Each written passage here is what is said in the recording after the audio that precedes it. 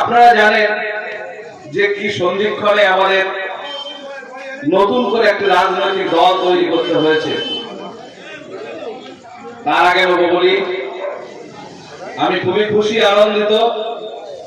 আমার জেলাতে আমি যখন কাজ শুরু করেছিলাম, এরকম অনুষ্ঠান সম্পূর্ণ কমপ্লিট করার মতো বক্তা আমাদের দলের মধ্যে ছিল না। আমার আজকে দেখে খুব আনন্দ লাগছে যে আমি না থাকলেও একটা অনুষ্ঠান আমাদের তৈরি করা নেতৃত্ব কর্মী সমর্থকদের দ্বারা সম্পন্ন হতে পারে। এর জন্য আমি সবাইকে আমাদের নেতা কর্মীদেরকে আরেকবার ধন্যবাদ। অনেকের প্রশ্ন আছে যে ভারতবর্ষে এত রাজনৈতিক দল আছে, তার মধ্যেও আবার একটা আইএসএফ নামক ইন্ডিয়ান সেকুলার ফ্রন্ট তৈরি করার প্রয়োজন কি আছে? দল যদি করার প্রয়োজন হয় তাহলে বিভিন্ন দলের মধ্যে তো যুক্ত হয়ে যাওয়া যায়। সত্যি কিন্তু দল করার প্রয়োজন ছিল না। ভারতবর্ষ স্বাধীনতা অর্জন করার পর থেকে যে প্রতিষ্ঠিত রাজনৈতিক দলগুলো, সেই দলগুলো যদি প্রকৃত মানুষের স্বার্থে কাজ করত, যদি মানুষের উপকারে আসতো, মানুষের যদি প্রয়োজন মেটাতে পারত, আর্থসামাজিক ভাবে অর্থনৈতিক উন্নতি যদি ঠিক জায়গায় পৌঁছে দিতে পারত, তাহলে নতুন করে কোনো দল করার প্রয়োজন ছিল না। আমাদের যারা দলের পৃষ্ঠপোষক বা দলের স্রষ্টা যাদেরকে আমরা বলি, তাদেরও প্রয়োজন ছিল না দল করার। এই দলটা শুরু হয়েছে একটা সামাজিক সংগঠনের মধ্য দিয়ে। তারা প্রথমে ভেবেছিল অর্থনৈতিক ভাবে পিছিয়ে পড়া গরিব, অসহায়, নির্যাতিত, না ধর্মের ভিত্তিতে নয়, অর্থনৈতিক ভাবে পিছিয়ে পড়া সম্প্রদায়কে একটু কোমরের শক্তি যোগানোর জন্য অর্থনৈতিক ভাবে সাহায্য দেওয়ার মাধ্যমে তাদেরকে একটু শক্তিশালী করা যায়, সেই চেষ্টা করার জন্য তারা সামাজিক সংগঠন শুরু করেছিল। সামাজিক ভাবে সাহায্য অর্থনৈতিক ভাবে দিতে গিয়ে দেখলেন কি রাজনৈতিক দলের নেতা কর্মী সমর্থক দ্বারা আক্রান্ত হতে হয়েছে, মার খেতে হয়েছে প্রচুর কর্মী সেই সংগঠনে যারা তখন নেতৃত্ব দিয়েছে। তারপরে দেখা গেল কি ভারতবর্ষের সেন্ট্রাল গভর্নমেন্টে যারা আজকে পরিচালনা করছে 100 বছরের প্রচেষ্টায় তারা আজকে ক্ষমতায় এসেছে।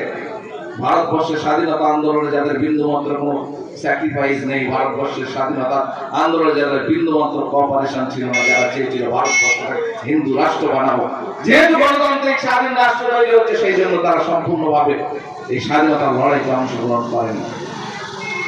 তাদের হাতে আজকে রাষ্ট্র ক্ষমতা। জাতির জনককে যারা গুলি করে মার্ডার করে দিয়েছিল, তাদের হাতে আজকে রাষ্ট্র ক্ষমতা। এরকম একটা সন্ধিক্ষণে যখন দেখা যাচ্ছে তারা মানুষকে পশুতে পরিণত করার জন্য নতুন করে আইন নিয়ে এসছে, এনআরসি, এনপিআর, এই ধরনের আইনের নাম আপনারা শুনে থাকবেন, যার বিরুদ্ধে পশ্চিমবঙ্গ তথা ভারতবর্ষের বিভিন্ন জায়গায় আন্দোলন হয়েছে, যে আন্দোলনটা পশ্চিমবঙ্গে সব থেকে বেশি হয়েছে।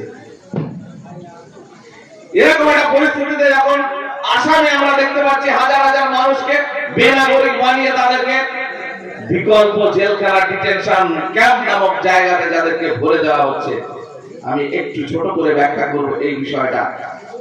এই যে আইনটা কেন্দ্র সরকার পাস করেছিল, তার মুখ্য উদ্দেশ্য, লক্ষ্যটা কি? আপনাকে প্রথমে কাগজপত্রের ভুল দেখিয়ে আপনি এদেশের নাগরিক, আপনাকে নিজের থেকে প্রমাণ করতে হবে। এটা সম্পূর্ণ আমরা উল্টো বলেছিলাম যে একটা দেশে যখন নির্বাচিত সরকার আছে, সেই সরকারের দায়িত্ব আমাদের রাষ্ট্র, আমাদের দেশের, আমাদের রাজ্যের মধ্যে বেনাগরিক বিদেশে এসে ঢুকে আসে চিহ্নিত করবে সরকার, সরকারের প্রশাসন। এটাই নীতি হওয়া উচিত, এটাই আমরা চেয়েছিলাম। তা না করে ভারতবর্ষের গোটা আদিবাসীকে বলা হচ্ছে, ভারতবর্ষে বসবাসকারীদেরকে বলা হচ্ছে যে আপনাদের প্রমাণ করতে হবে যে আপনি এখানকার নাগরিক, তার জন্য কাগজপত্রের প্রমাণ দিতে হবে। কাগজ ঠিক করার হিড়িক পড়ে গেল। ভারতবর্ষের প্রত্যেকটা মানুষ 70%, 80% মানুষ তারা অর্ধ শিক্ষিত, নিরক্ষর, অনেকে লেখাপড়া জানে না, আদিবাসী, পিছিয়ে পড়া মানুষ। গ্রাম বাংলা আপনি খুঁজে দেখবেন কোনো না কোনো জায়গাতে একটা মানুষের বাবার নাম, দাদুর নাম, তার দাদুর নাম, তার সঙ্গে ছেলের নাম কোনো না কোনো জায়গায় বানানে ভুল আছে, টাইটেলে ভুল আছে, যে কোনো জায়গায় কোনো না কোনো কাগজপত্রের প্রবলেম আছে। আপনারা খুঁজে দেখবেন যে কোনো গ্রামে সব কাগজে সব ঠিক আছে, এরকম গ্রাম নেই। এই সুযোগটাকে কাজে রাখে গরিব, অসহায়, পিছিয়ে পড়া সাধারণ মানুষ, যারা অর্থনৈতিক ভাবে পিছিয়ে পড়া গরিব মানুষ, তাদেরকে বেনাগরিক করার একটা পরিকল্পনা কেন্দ্র সরকার তৈরি করবে। অর্থাৎ আপনার কাগজের ভুল দেখিয়ে আপনাকে প্রথমে বেনাগরিক মানে ভোটার লিস্ট থেকে নাম কেটে দেওয়া হলো, অর্থাৎ আপনি ভোট দিতে পারবেন না, আপনি নাগরিক নন। তাদের যে রেশন কার্ড আছে সেই রেশন কার্ডের ভিত্তিতে আপনাকে সরকারি ভাবে রেশন দেওয়া হয়, সেটা থেকে আপনাকে বঞ্চিত করা হয়। রেশন থেকে বঞ্চিত হলে, ভোটার থেকে বঞ্চিত হলে, এবার আপনি যে সম্পদ ভোগ করছেন জমি জায়গা থেকে শুরু করে যে ঘর বাড়িতে আপনি বসত করছেন, আপনি যখন এখানকার নাগরিক নন, আপনি যখন বেনাগরিক, তাহলে এই সম্পত্তি আপনার হক নেই, আপনার অধিকার নেই, আপনি এটাকে ভোগ দখল করবেন, অর্থাৎ সেখান থেকে আপনাকে সরিয়ে দেওয়া হবে, সেটা সরকার প্রয়োগ করবে এবং আপনাকে দেওয়া হবে আপনার ডিটেনশন ক্যাম্প নামক একটা কৃত্রিম জেলখানায়, যেখানে আপনি এক বেলা খেতে পারবেন, এক বেলা খেতে পারবেন না।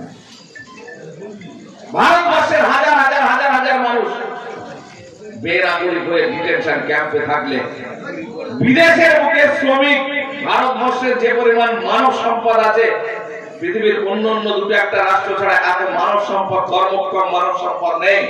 অর্থাৎ মানুষ হচ্ছে একটা দেশের সম্পদ, সেই সম্পদকে তারা বিদেশে রপ্তানি করে অল্প অল্প পারিশ্রমিকের বিনিময়ে বিদেশে আপনাকে বিক্রি করা হবে, অর্থাৎ আপনাকে শ্রমিক হিসেবে সাপ্লাই করা হবে, আপনার উপার্জনের টাকা এরা ইনকাম করবে, আপনাকে এক টাকা খাইয়ে ওই ডিটেনশন ক্যাম্পে রাখা হবে।